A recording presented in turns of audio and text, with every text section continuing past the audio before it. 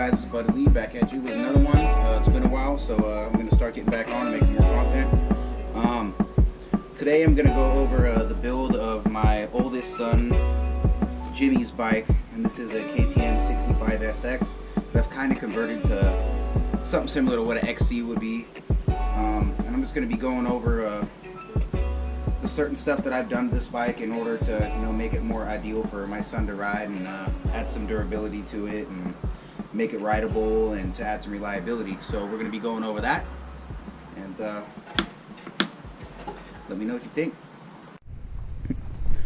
So I think the first thing that someone should do if they're going to try to convert a motocross bike into a more enduro style or cross country, I would suggest that you get these. These are and you can see how bent that is right there. My kid has definitely made good use of them, and pretty much they keep you from breaking levers, especially when you're with your son who doesn't really have a lot of experience riding a manual clutch, or even if he's good, it's hard to get a bike going without a clutch. So that was the first thing I suggest you upgrade. Then myself personally, I raised the forks way up in the triple clamp.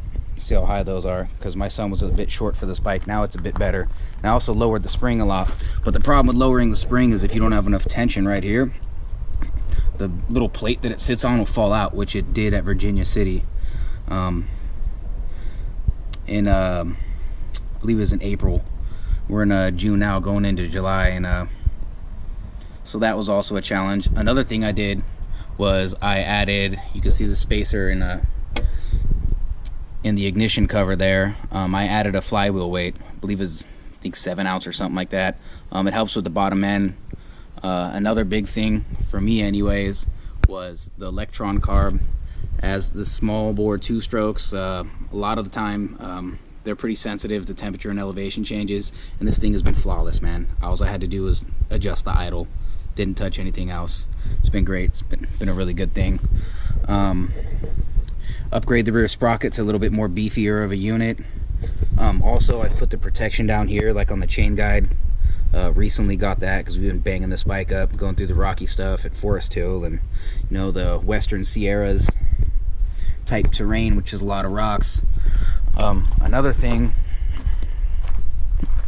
that I've done is I put the FMF fatty, and then I also got the KTM muffler.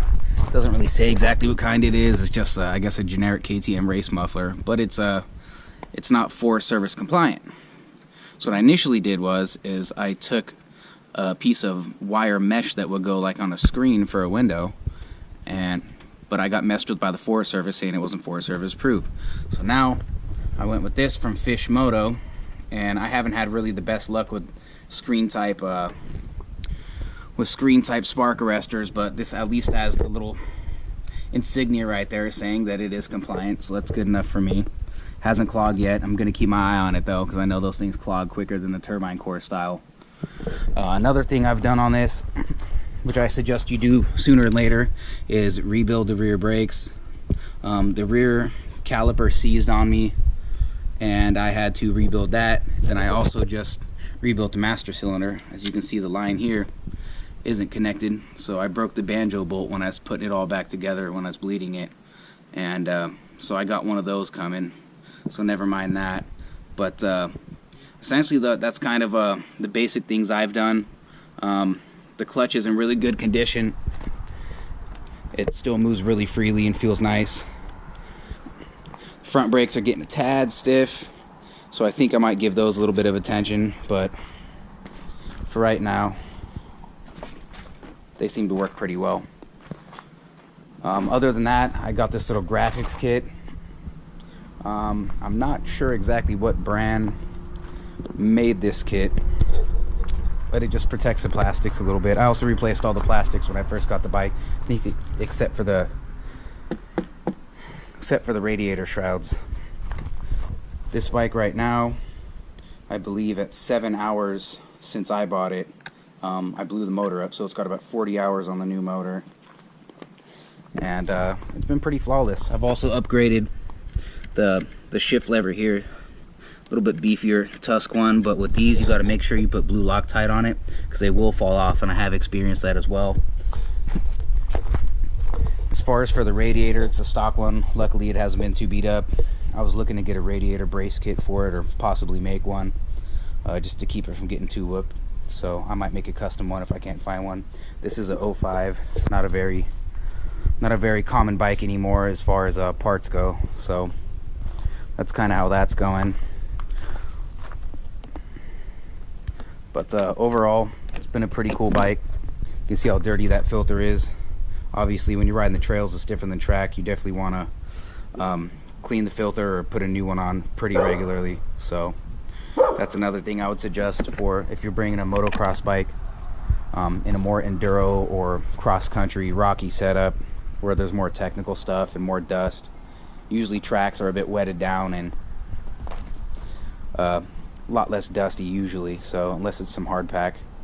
But that's just a quick overview of what I've done to the bike and what I think has improved it for what we want to use it for, because they don't really make an enduro or you know, cross-country XC, as you would say, 65 even on the brand new ones. They don't. So another thing, obviously, brand new tires. Replace the tires as soon as I got the bike, and just simple stuff like that. Maintenance, try to keep it pretty clean. We just came from a really dusty weekend at Forest Hill, and I tried to clean it the best I could, but I was in a rush. A lot of stuff to put away with the trailer and all that. So anyway, that's kind of the long and short of it, of what I've done to this particular bike. I tried to find a kickstand setup, but I haven't been able to find anything that'd work with this, and by now it doesn't really matter for him. He can start the bike regardless. So that's about that.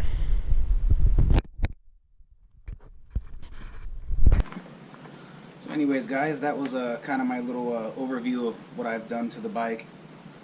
Overall, it's been a pretty reliable setup, and I haven't had too many breaks on too much stuff. I've just lost a shifter on the trail, which is kind of rough, but at least we were in gear and we could get going and get out.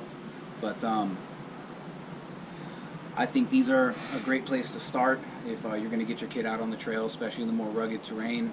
I would highly suggest all the aforementioned items that I've just gone over in this video.